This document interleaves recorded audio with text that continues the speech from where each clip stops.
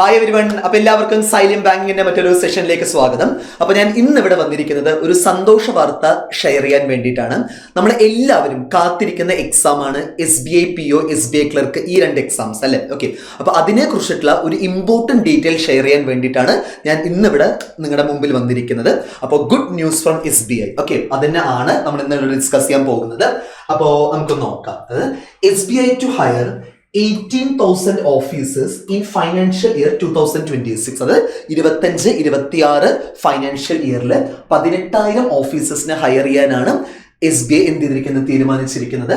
The largest recruitment in A decade അല്ലെ, ഏറ്റവും വലിയ ലാർജസ്റ്റ് റിക്രൂട്ട്മെന്റ് ആണ് SBIയുടെ ചെയർമാൻ ആയിട്ടുള്ള CS സെട്ടി സാറ് അത് റിവീൽ ചെയ്തിട്ടുണ്ട്. ഓക്കെ, നമുക്ക് ജസ്റ്റ് അതിന്റെ ഒരു ആർട്ടിക്കിളിൽ വന്നിരിക്കുന്ന സ്റ്റേറ്റ്മെന്റിലോട്ട് പോവാം.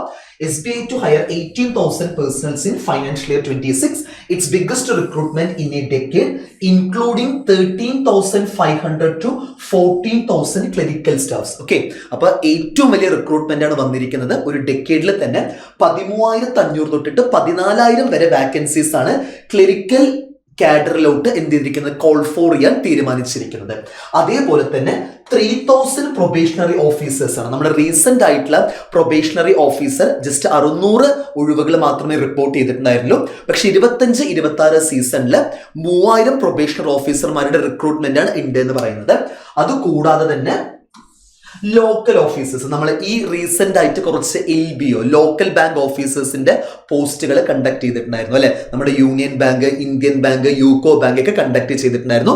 അതേപോലെ തന്നെ നമ്മുടെ സ്റ്റേറ്റ് കോൺസെൻട്രേറ്റ് ചെയ്തിട്ടുള്ള ഓഫീസേഴ്സ് ആണ് ലോക്കൽ ബാങ്ക് ഓഫീസേഴ്സ് എന്ന് പറയുന്നത്. നമ്മൾ ഏത് സ്റ്റേറ്റ് ആണോ അപ്ലൈ ചെയ്യുന്നത് ആ കൺസേൺ സ്റ്റേറ്റിൽ തന്നെ നമുക്ക് എന്ത് കിട്ടും, ഓഫീസറായിട്ട് റിട്ടയർമെന്റ് വരെയും തുടരാൻ പറ്റും. ഓക്കെ, അപ്പൊ അതാണ് 3,000 പ്രൊബേഷണറി ആൻഡ് ലോക്കൽ ഓഫീസേഴ്സിനെയും എന്ത് ചെയ്യുന്നുണ്ട്, റിക്രൂട്ട് ചെയ്യുന്നുണ്ട് എന്നാണ് പറയുന്നത്. അതുകൂടാതെ 1,600 സിസ്റ്റം ഓഫീസേഴ്സ്, ഇതൊരു IT റിലേറ്റഡ് ആയിട്ടുള്ള ഒരു ജോബ് സിസ്റ്റം ആണ് ഉദ്ദേശിക്കുന്നത്. ഓക്കെ, അപ്പൊ നമുക്ക് മെയിൻ ആയിട്ടും കോൺസെൻട്രേറ്റ് ചെയ്യാനുള്ളത് ഏതൊക്കെയാണ്, ക്ലറിക്കൽ കാഡറിൽ വരുന്ന 13,500 മുതൽ 14,000 വരെ വാക്കൻസീസ് എന്ത് ചെയ്യാനാണ്, ഫില്ല് ചെയ്യാനാണ് തീരുമാനിച്ചിരിക്കുന്നത് SBI ക്ലറിക്കൽ കാഡറിൽ. അതേപോലെ തന്നെ 3,000 പ്രൊബേഷണർ ആൻഡ് ലോക്കൽ ഓഫീസേഴ്സും എന്ത് ചെയ്തിട്ടുണ്ട്, ഫില്ല് ചെയ്യാനാണ് എന്ത് ചെയ്യുന്നത് SBI ഉദ്ദേശിച്ചിരിക്കുന്നത്. ഓക്കെ, അപ്പൊ വളരെ ബൾക്ക് ആയിട്ടുള്ള വാക്കൻസിയാണ് SBI ഇപ്രാവശ്യം ഈ ഫൈനാൻഷ്യൽ ഇയർ 25-26 മെയ്ഡ് ചെയ്യാൻ പോകുന്നത്. അപ്പൊ ഞാൻ ഓൾറെഡി ഒരു വീഡിയോയിൽ തന്നെ എക്സ്പെക്റ്റഡ് ആയിട്ടുള്ള SBI PO, SBI ക്ലറിക്കലിന്റെ ഡേറ്റ്സ് മെൻഷൻ ചെയ്തിട്ടുണ്ടായിരുന്നു അല്ലെ. അപ്പൊ ഞാൻ ഒന്നും കൂടെ അത് നിങ്ങൾക്കൊന്ന് ഓർമ്മിപ്പിച്ചെടുക്കാം. ഓക്കെ, അപ്പോൾ എക്സ്പെക്റ്റഡ് ഡേറ്റ്സ് എന്ന് പറയുന്നത് എപ്പോഴാണെന്ന് വെച്ചാൽ SBI POയുടെ എക്സ്പെക്റ്റഡ് ഡേറ്റ്സ് എന്ന് പറയുന്നത് prelims August 16th, mains October 12th എന്നാണ് പറയുന്നത് അല്ലെ. വളരെ റിലയബിൾ ആയിട്ടുള്ള സോഴ്സിൽ നിന്നും കിട്ടിയ ഇൻഫർമേഷൻ ആണ്. മോസ്റ്റ്ലി ഇതന്നെ ആയിരിക്കും എന്ത് വരിക, എക്സാക്ട് ആയിട്ടുള്ള ഡേറ്റ്സും വരിക കേട്ടോ. ഇനി അതേപോലെ തന്നെ ഏറ്റവും കൂടുതൽ പേര് ഫോക്കസ് ചെയ്യുന്ന എക്സാം ആണ് SBI ക്ലറിക്കൽ കാറ്റഗറി എന്ന് പറയുന്നത് അല്ലെ. അപ്പൊ നമ്മൾ നോക്കിയിട്ടുണ്ടായിരുന്നു 14,000 ഒരു വാക്കൻസീസ് ആണ് ഫില്ല് ചെയ്യാൻ ഉദ്ദേശിച്ചിരിക്കുന്നത് SBI.